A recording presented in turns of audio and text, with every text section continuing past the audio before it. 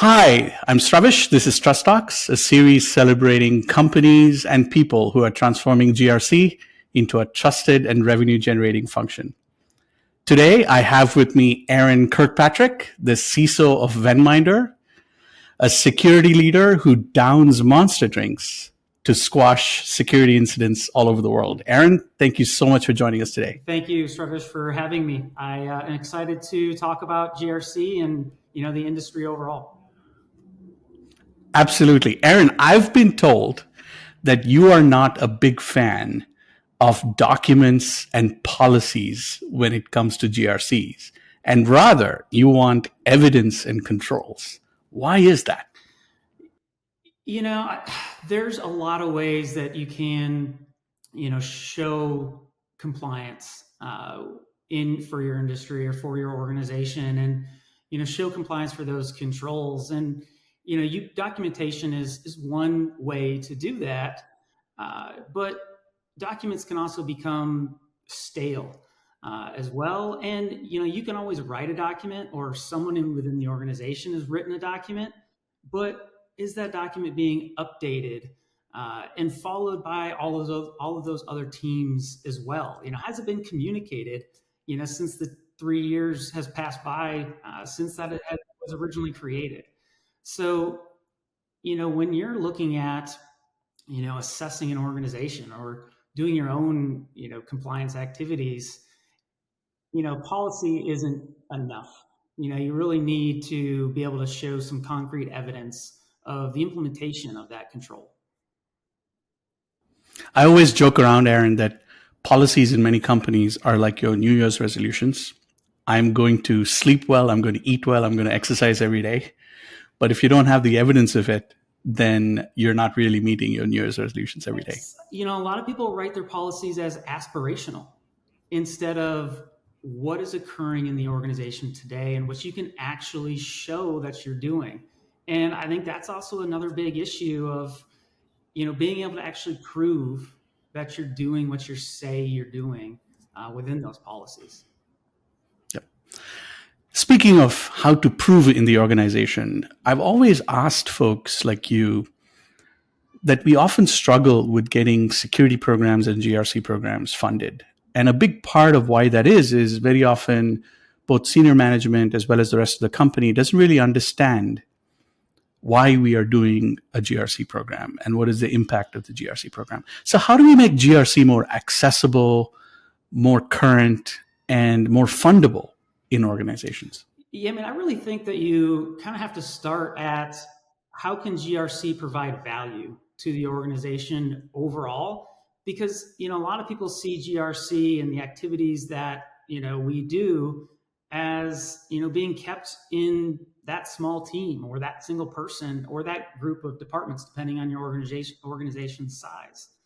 And, really from a GRC perspective, if you can show value, I think that just leads down the path of transparency in those operations and then the accountability as well, because now you're being transparent about what you're saying and actually doing to back that up. And what are 3 or 4 or 5 practical tips you would give emerging CISOs and startups or growing organizations of how do they do that? How do they showcase the value of GRC to the rest of the organization? Yeah, I think there's a few different ways that you can do that. So, from an internal facing perspective, you could look at, how do you currently not only monitor, but to go back a step, how do you document your control environment today? Then how do you monitor that control environment? How do you know what controls you're supposed to have in place, either per, regulatory industry guidance or customer commitments as well? And to be able to track all of those controls in one place and to be able to know whether they're operating effectively as well throughout your, implementation of them is really going to be valuable from not only an internal perspective of proving compliance, but, also enabling the business to further grow in their compliance opportunities as, if you can easily map your controls to one regulation, do a gap assessment against another regulation to potentially show, some growth to your customers, or, just, have more certifications or audits, under your belt to provide that assurance, provide that trust externally. And then from an external facing perspective on, providing that value or showing that value, think about your sales and marketing teams. Marketing wants to talk about the business, what the business is doing, and how we're differentiating our offerings versus everybody else. One way that, I see organizations doing that is, by putting out, these are our commitments to our customers, in a trust page, or, looking at just general customer commitment pages as well. So, that's going to give you a better look from an external perspective. But then from a sales perspective, once you're able to use that marketing perspective to draw people in, you can then say, here's all this due diligence information that I have on myself, and show the maturity of your program, because you know that those requests are going to be coming in. To have that prepared and ready, again, just shows maturity and then enables further trust through that process. I love that. How do you showcase your security and privacy posture as not only a differentiator internally for the business, but also a differentiator with your customers, so that you can support winning more deals faster? And I think that's a phenomenal way to think about it. Aaron, you've answered a fair set of security questionnaires in your life. I have. When the salesperson tells you on a Friday morning, here's a 500 question questionnaire, I'd like it by Friday night, please, what goes through your mind when that happens? Sometimes those situations occur. Who knows? Every situation is a little bit different on, how that situation became to be where it was at. But, it's a tough spot to be in, especially if you're, a small team, a team of one, and you can't, split out that massive questionnaire against multiple people to answer that. And, you really just have to go through and work through the best you can on completing those, because if you're that far in the deadline, you can't go back and, say, hey, I've got these standardized questionnaires already completed, like the CAKE or the SIG or the HECVAT, or one of the other offerings from Google or anybody else. And, say, hey, I'll give you this instead, as well as an audit report maybe, versus, filling out that custom questionnaire with 500 questions that are on it. And what advice do you have for startups that are that one-person shop, or maybe they don't even have a CISO, but they've only got a CTO or a VP of engineering, and you've been asked to answer the security questionnaire? What advice do you have for them on how to do that well? Yeah, and the thing is, you have to think about how often you're going to be doing these, and the answer is pretty often, or you want to be doing them pretty often, because it's a positive sign for your business. You have them coming in, and so I think you just really need to be prepared as you go through that. And as you're starting that process and answering those questionnaires, retain those questionnaires. Don't get rid of them. Try to then use those questionnaires to build a database of frequently asked questions and your responses. You're going to get better consistency of those responses and just better responses overall if you've already written up, your outline for how to respond to a request like that. I think I'd also recommend just having like those standardized questionnaires I mentioned earlier ready, and pushing back as having those as an option for your due diligence package, and hoping that you can just respond to the informational requests from that customer or prospect instead of unstandardized questionnaire sets coming in. Yeah. I mean, one thought I've always had is how can I present to the customer early on in the sales process a piece of content that tells them I'm actually transparently and comprehensively sharing with you more information that you're ever going to ask me in any security questionnaire you send me. And you almost put the customer on notice that, look, I'm extremely open, transparent, and I have more than what you're ever going to ask me. So please don't send me a security questionnaire because you can self-serve anything you want to know about me in this portal. Yeah, and that's how we approach it. As a third-party risk management organization, we want to be an example of, if we're an organization like us, what should you be, providing to your customers, your prospects, from a due diligence and ongoing monitoring perspective. Yeah. And when you, as a third-party management, as a third-party organization that is looking at vendor risk, and that's what Venminder does, are there any red flags that you see when you evaluate vendors, or if you see common pitfalls that vendors fall into when they're presenting information to you? I guess what annoys me about that process sometimes is when a vendor, especially a larger vendor, doesn't provide you with holistic information about their control environment. It seems like they're hiding aspects of their control environment where, if you're going through the effort and expense of going through a SOC audit or another type of external audit, if you've got good results in that, you should be proud of that. You should want to share, how well you've done with implementing your controls inside your own internal control environment. So I guess that's kind of really an annoyance of, well, why won't you answer this questionnaire, or why don't you give us this documentation instead, or either or, give us something that, your customers and prospects can evaluate your control environment on, versus just saying, we're the big player in this space. That's what you get. Move on if, you don't agree with what we gave you. Yeah, there's definitely a holier than thou attitude in this entire industry, and people are extremely cagey. And once they reach a point of scale, they feel like they're better than everybody. And the irony is, these are the companies that end up getting breaches, and these are the companies that end up on the front page of the New York Times. And there's a discrepancy in this industry. Yeah, and to me, those organizations should likely have those resources to complete those standardized questionnaires and keep them maintained and up to date. So, you should be requesting the same of your customers, if you're in that same environment. Standardize on what you're asking for and use an industry standard.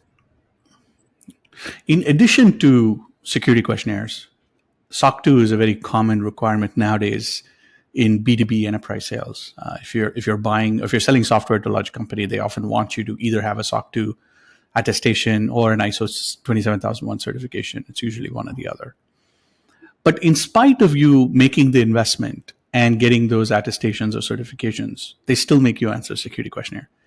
Don't we trust auditors to do the right thing? Why are we still asking for security questionnaires? I completely agree. And, it's not, just the ISOs and SOC 2s, but, if you even go larger to like the high trusts, and looking at how in depth some of these audits are that are performed by third parties, if you're not trusting the work from someone that actually reviewed the outputs of the implementation of those controls, then what's reviewing a questionnaire response? What's the value in a yes to this item versus an auditor looked at the output from the system, interviewed the person implementing or in charge of that control, and saw the documentation around that. Why can't you accept that instead of asking those 300 questions with 120 of those being covered on a SOC? I love that statement you just made. What's the value of a yes? That's great. I once heard a friend of mine on a similar call. He said, Friends don't send friends security questionnaires. And we put that on a t-shirt, and our customers love wearing that t-shirt. I'm going to come up with a version of what's the value of a yes, because I think that's the same. It's the same irony. It's like, you literally ask me to say yes or no, and you have no way to verify if I'm telling you the truth or not. And the interviewee, has the motivation to say yes, to respond positively, in any way that they potentially can. That's right. It's an open book test where I know the answer you want to hear, and I'm supposed to give you the answer you want to hear. Otherwise, I'm going to lose this deal. And there's no way to verify the statements I'm making in these documents. Exactly. And I love the, friends don't send friends security questionnaires, as a concept overall. I mean, again, if you've got audit reports or, solid documentation, that's really where, solid due diligence can be performed, or at least a standardized questionnaire. Yep. And speaking of compliance attestations and reports, you've been through your share of SOC 2s. Any tips and tricks you have for young companies that are pursuing their first SOC 2 Type 1 or Type 2? What are some best practices they should put in place? I have in with multiple different organizations, and, take advantage and do a readiness assessment before you go through that first real audit period with your auditors. I mean, it enables you to not only get to know your auditors a little bit better, but to explore how they're going to be assessing your controls. So there's no surprises, when you go through that audit for for real that first time. And so readiness assessments is one big aspect there, I think, is important for new organizations going down that path. Another is, you're designing the controls that you're going to be audited against with SOC 2s or SOC 1s. And, you want to show growth within your control environment, not only to yourselves, but to your customers as well. They might not be paying attention, but, you can still do it. And you also so related to that, you might want to start more generic with your control activities that you outline to initially comply with for your first or second audit period.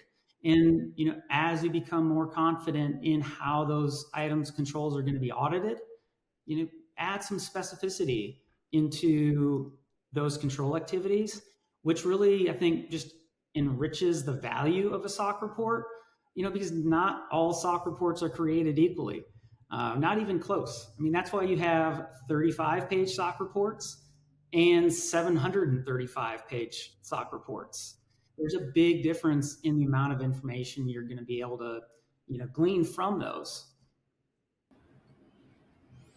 How do you get budget for pursuing a SOC 2 Type 2? CEO comes to you and says, we need SOC 2.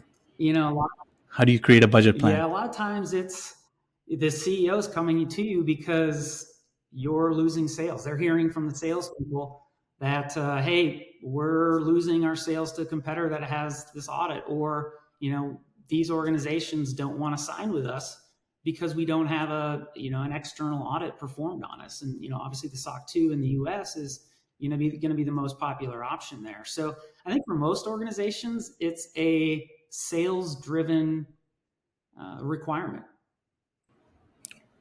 Aaron, I love how thoughtful you are in your answers and how practical you are in your answers. Surely you've learned a bunch from other people. You've been inspired by other people in your career, in your journey. Some are colleagues, some are mentors, some are bosses. Who in your journey in this field of security have you seen as a champion of trust? Somebody you've looked up to and said, this person is a trust champion. They motivate me to be better, and that's why I am who I am. Who's played a big role in your career? Yeah, I mean, I guess I think back to, my earlier career of, why I am the way I am today and why I'm doing what I do today.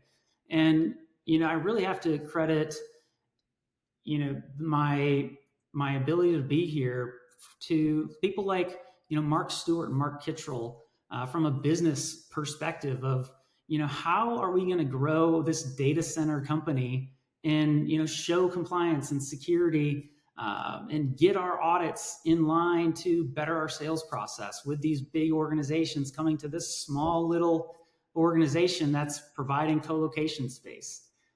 Or people like John Rath, who, initially introduced me to, something as simple as like ISO 9001 standardization, and, why things like that are important from a document management perspective internally. And he also exposed me to SAS 70s, back when I first started this process, the precursor to SOC reports. And so, going through those initial SAS 70 audits and, defining our control environment and learning from him, as well as the auditors. I was really fortunate to have some great auditors to work with to help me through those processes for a young organization and someone early in their career to, how do we make this better? What's the right path to go down, to implement these controls to be audited against. There's also, instructors. I go back to college and, people like Todd Bangan, and, just being able to know how to implement those technical controls. I now know them as controls. Back then, it was just, configurations in technology products. So that's all really led me to where I am today of, I just really enjoy control environments, and, everything that goes into that, and that comes out of that as well. We have to get you a coffee mug that says, "I love controls," Aaron. I'll put it up on the display shelf. I love it. Aaron, one last question before we sign off.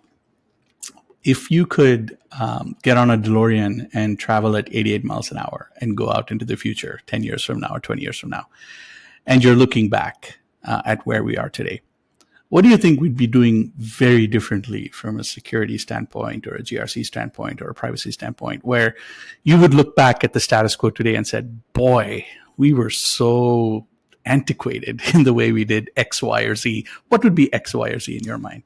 The first thing that comes to mind is, I guess related to third-party risk management, because that's where I'm, focused most of the time.